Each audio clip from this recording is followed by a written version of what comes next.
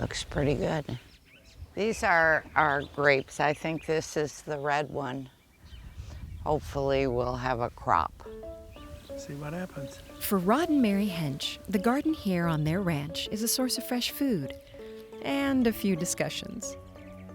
I want vegetables, he wants wildlife. Unfortunately, the wildlife are eating my vegetables. So there's a little conflict there. Yeah.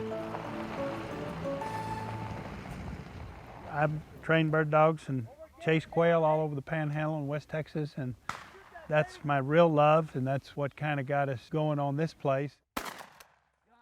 We acquired this about 14 years ago. It's a little over 6,000 acres. Probably didn't know enough at that point of what we were really getting ourselves into. It needed a lot of work. It'll take probably a couple years to heal back, but they've definitely developed a good system here on the property. They've broken down the large property of 6,000 acres into smaller management units that they rotate their different treatments.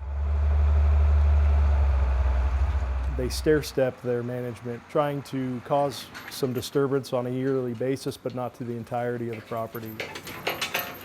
And what they're trying to do is kind of reset the ecological clock there and promote in some areas some forbs and things of that nature that are going to benefit the quail and deer.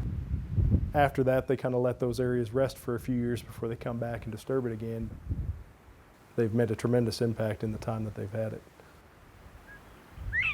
While Rod's main wildlife focus has been quail, the changes he's made have allowed several other species on the ranch to flourish as well. we bring in lots and lots of dove each year, and deer have probably gone from one for every 30 acres to one for every 20 acres.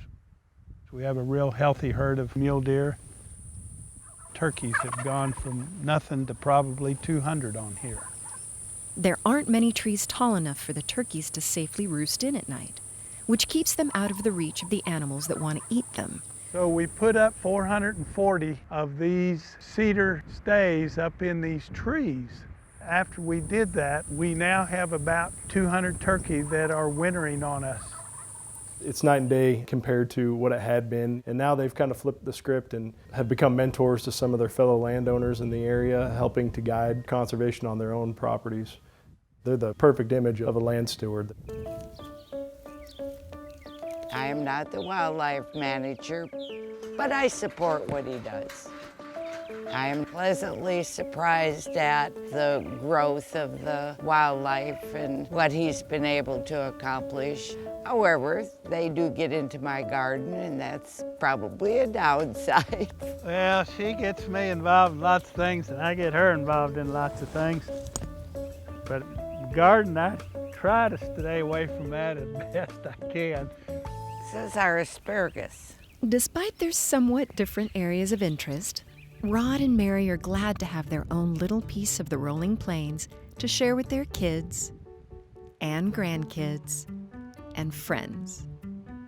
You know, you kind of got to look at yourself in the mirror, and when you can look and say, yeah, you know, I've worked at this, and, you know, it's kind of gone okay. That helps me in the morning. That kind of charges my battery, and that's the reason that we do it. It's just to see if we can make a difference. I think we have.